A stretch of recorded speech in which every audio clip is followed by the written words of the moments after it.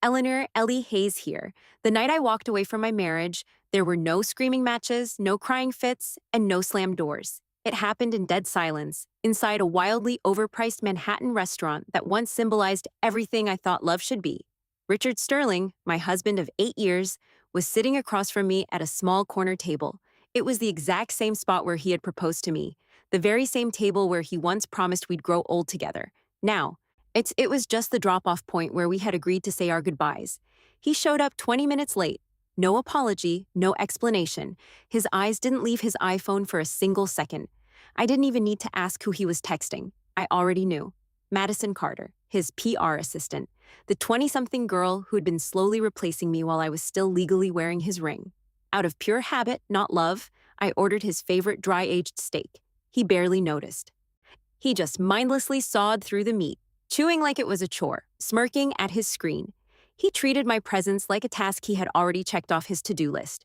I broke the silence and told him I was leaving the city. I told him I was packing up and moving to Cannon Beach, a quiet little coastal town out in Oregon. He actually looked up, surprised for maybe a fraction of a second, before giving a nonchalant shrug. "Do whatever you want," he muttered. "Madison and I are already planning our wedding anyway. She actually knows how to make me happy." That was the exact moment something inside my chest just clicked off. I wasn't furious. I wasn't heartbroken. I was just over it. That dinner wasn't about seeking closure. It was about letting go. It was about cutting the final fraying thread tying me to a guy who had already erased me from his future. When we stood up, he threw down his Amex to pay the check and walked out without a single backward glance. No goodbye, zero gratitude, no remorse.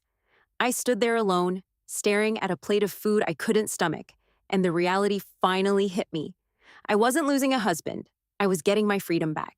And that silent decision was about to change everything.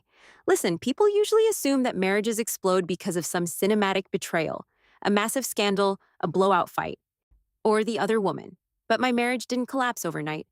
It was a slow, agonizing erosion. It wore itself down in silence, day after day, until there was absolutely nothing left to salvage. When Richard and I tied the knot, we were a team. We were young, hungry, and building our American dream together. I believed in his tech startup when the venture capitalists laughed him out of the room.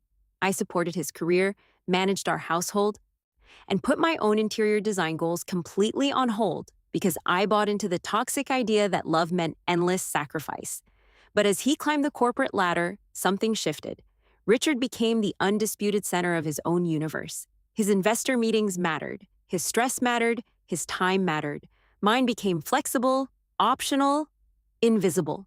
Conversations devolved into him barking logistics at me. Affection turned into a cold silence. I wasn't his partner whose opinions held weight anymore. I was his unpaid personal assistant. If I ever brought up my own work or ideas, he'd tune me out. If I said I was exhausted, he'd scoff and tell me I had it easy. Our marriage turned into a McMansion, a beautiful, expensive exterior with a completely rotting foundation. To the outside world, we were the ultimate NYC power couple. Successful, well-dressed, educated, and stable. But behind closed doors, I was dying of emotional starvation. Richard didn't hurl insults at my face. He did something much more insidious. He gaslit me into feeling completely unnecessary and easily replaceable. I learned to stop asking questions. I learned to stop expecting a simple, "thank you." I learned to swallow my disappointment, telling myself, this is just how marriage works when your husband is a CEO. Love means enduring. But there is a massive difference between compromising and being erased. I wasn't miserable because Richard pulled 80-hour work weeks. I was miserable because I no longer existed as a human being in his life. I was just an accessory to his success, a background extra in a movie he thought was only starring him. So, when Madison entered the picture, our marriage was already on life support.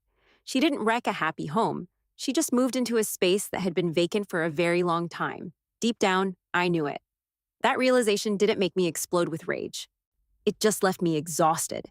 When I found out the truth about Madison, there was no dramatic confrontation, no screaming, no crying on the kitchen floor.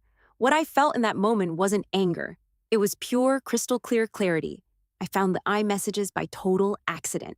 Richard had left his MacBook open on our kitchen island. A notification popped up in the corner. Her name, a red heart emoji, and familiar sweet words that used to belong to me. I scrolled just enough to see the reality. They weren't just casually flirting, they were talking like two people already living in a future where I didn't exist. They had plans, inside jokes, subtle, cruel complaints about me. I closed the laptop so gently, as if making a sound might shatter the fragile calm keeping me together. When Richard came home late that night, smelling like expensive bourbon, cheap perfume, and fake confidence, I didn't say a word. He rambled about work. He didn't look me in the eye. I didn't accuse him. I didn't ask questions I already knew the answers to. I simply listened.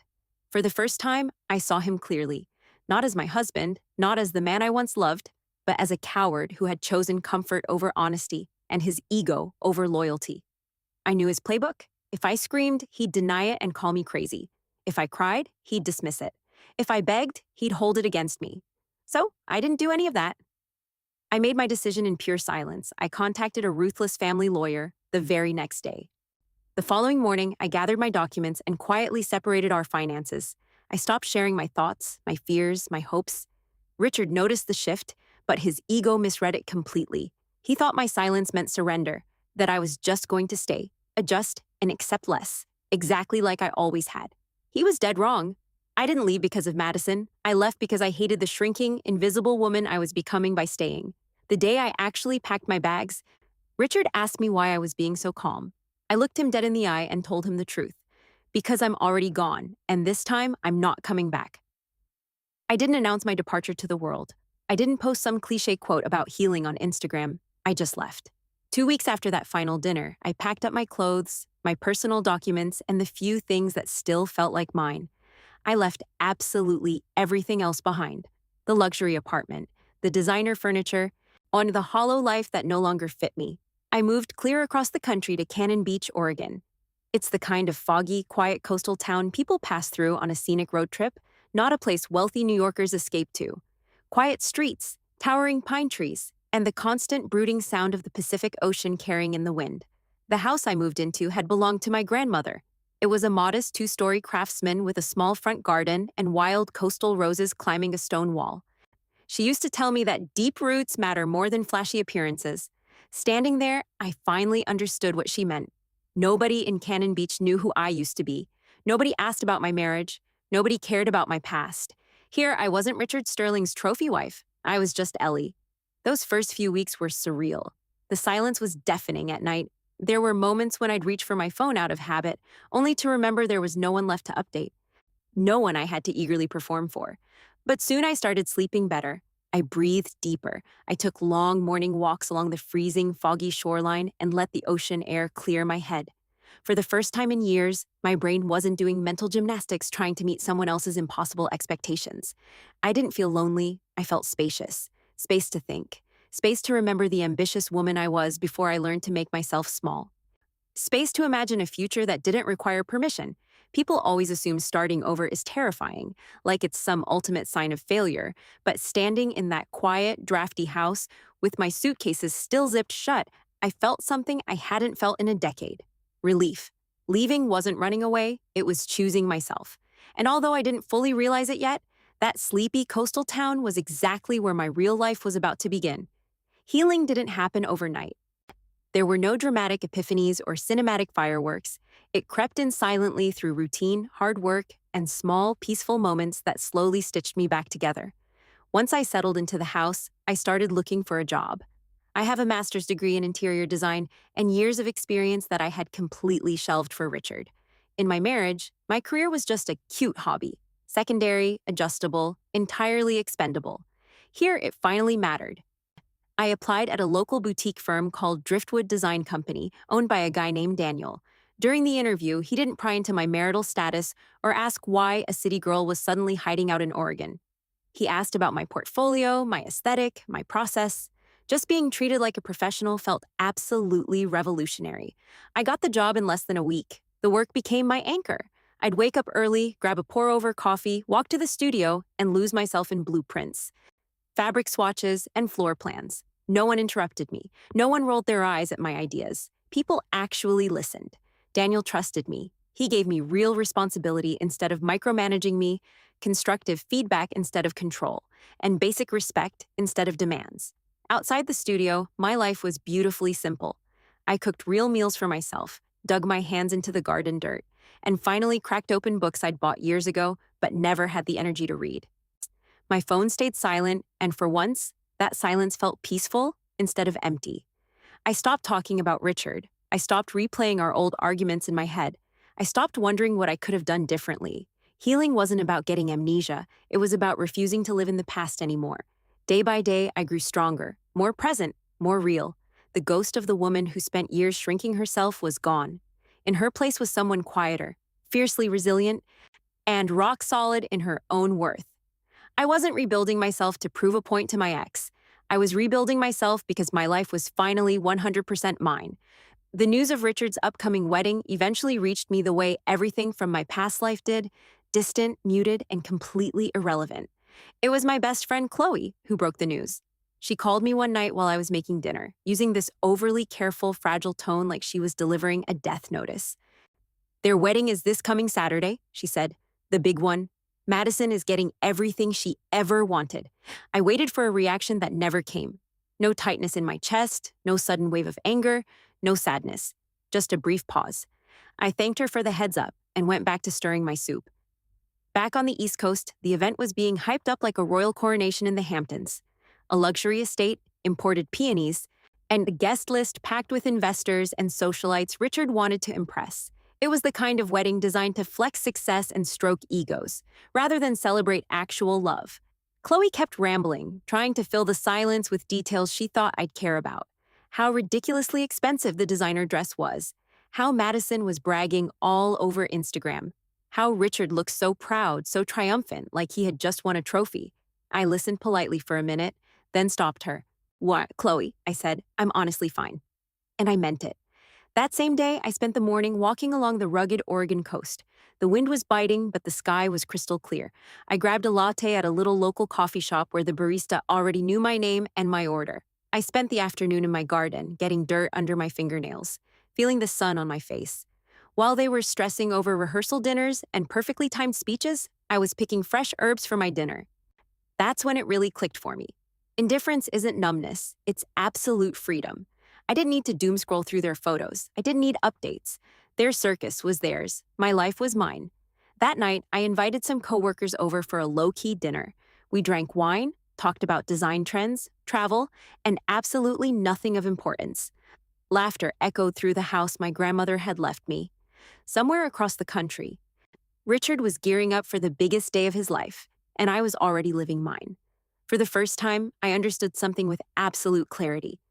When you stop caring, you stop being controlled. And that is a victory no extravagant wedding could ever touch. I really thought the story would end right there. A wedding I didn't attend, a life I had already outgrown. But sometimes the past makes one final curtain call, not to drag you back, but to expose everything that was hidden in the dark. The morning after the wedding, Chloe called me again. This time, she didn't even try to use her gentle voice. "Ellie, are you sitting down?" I smirked to myself and took a sip of my coffee, standing at my kitchen island with the morning sun pouring in. "I'm standing," I said calmly. "What happened now?" "There was an unexpected guest at the reception," she said. "Someone who knows you." That definitely got my attention. It turns out, Richard's father had invited an old business associate, a guy named Frank Mitchell. Frank had known my grandmother years ago. He was loud, friendly, and exactly the type of guy who completely loses his filter after a few glasses of expensive bourbon. Chloe said that toward the end of the reception, Frank was holding court at his table, wine glass in hand, telling stories loud enough for half the room to hear. He started talking about a recent trip out to the Oregon coast, to a foggy little town, and how he had bumped into the granddaughter of his old friend. My chest tightened just a fraction. "He talked about you, Ellie," Chloe continued. "About how amazing you looked. Your house, your garden, your job. Apparently, some snobby guest at the table asked if I was just crashing there on vacation. Frank laughed out loud and said, 'Hell no, she lives there now. Her grandmother left her the estate. She is absolutely thriving.' The guests leaned in to listen. Then someone else asked if I was even working. Frank waved his hand dismissively. 'Of course she is. She's running things at a boutique design firm. Her boss worships her. Said she just landed them a massive luxury hotel project.'" Chloe paused, letting the silence hang heavy, then dropped the bomb. Someone joked that you must be pulling a decent salary to survive out there. Frank roared with laughter. Salary is the least of her worries. That girl is set for life. Her grandmother left her a massive trust fund. We're talking millions of dollars. I closed my eyes. Chloe told me that right at that exact moment, Richard and Madison were standing just a few feet away, doing their rounds greeting guests. They heard every single word by word, table by table. The whispers spread like wildfire. The starter wife he had so casually thrown away wasn't struggling. She wasn't broken. She was rich, completely independent, and untouchable. And the groom? The groom was secretly drowning in debt. A casual, drunken comment from Frank, an unfiltered truth, and the flawless illusion Richard had spent years meticulously curating began to crack right in front of the elite crowd he was so desperate to impress. I didn't even need to be in the same time zone. The truth had delivered itself. According to Chloe, the energy in the ballroom shifted the exact second those words landed. At first, Richard didn't react. He just froze. A stiff, plastic smile glued to his face, like his brain was short-circuiting trying to process the reality. Madison's manicured hand gripped his arm like a vice, her expression caught somewhere between absolute shock and panicked calculation. People nearby started whispering, softly at first, then louder. Heads turned, gazes lingered. iPhones were slowly lowered, forgotten in the hands of guests who suddenly wanted the tea. Richard had built his entire identity on the perception of wealth, control, and superiority.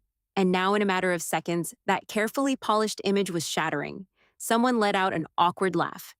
Then, another guest asked the one question you should never ask at a wedding. Wait, is that true? Richard whipped around to face Madison. Not gently, not with love. He looked at her like a man who just realized the floor had vanished beneath him. What does he mean, millions? He demanded, his voice sharp enough to cut glass. Madison tried to play it off, or forcing a painfully fake smile. You know how people exaggerate when they've had too much bourbon? She stammered. But the seed of doubt was already planted. Then an exec from the finance sector spoke up. He casually mentioned the open secret floating around Wall Street, that Richard's startup was actually hemorrhaging cash, and he had been taking out massive, high-interest loans just to cover his flashy lifestyle.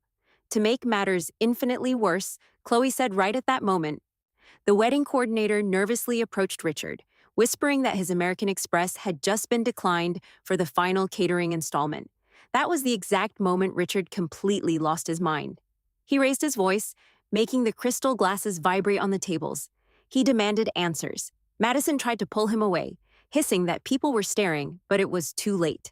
Blinded by rage, debt, and humiliation, Richard gripped his champagne flute so hard it shattered in his bare hand. Blood dripped onto the pristine white tablecloth. Someone screamed. The string quartet abruptly stopped playing. You made me look like an absolute idiot, he roared. Total chaos erupted. Guests backed away in horror. The parents rushed forward. The catering staff froze in their tracks.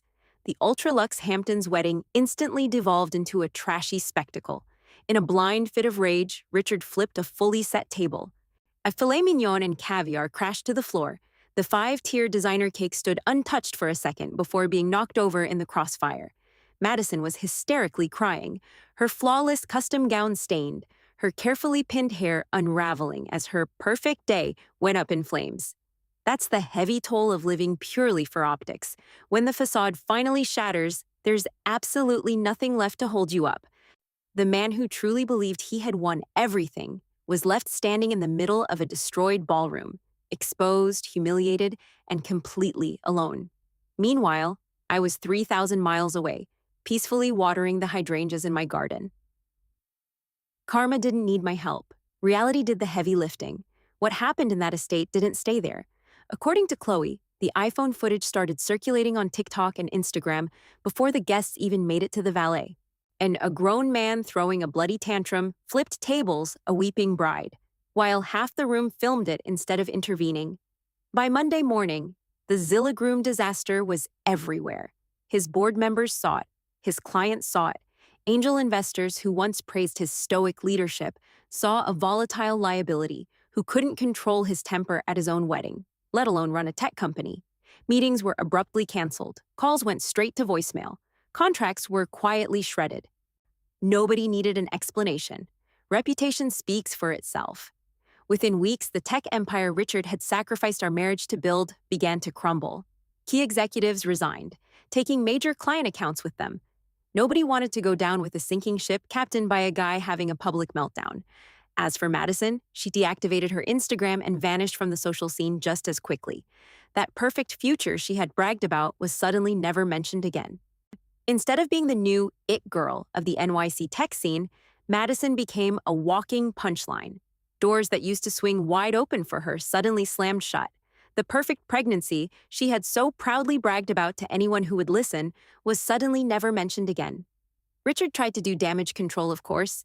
He hosted comp dinners with potential clients, made empty promises, and offered forced apologies that were way too little, way too late. But in the corporate world, once you break that level of trust, you don't get it back just by demanding it. Chloe told me he started drinking heavily, and not the classy bourbon anymore. She said he looked aged, haggard, like a guy constantly bracing for the other shoe to drop. I listened to this update without a single shred of satisfaction. I didn't feel victorious. I didn't feel happy. I just felt detached. This wasn't some grand punishment I had orchestrated.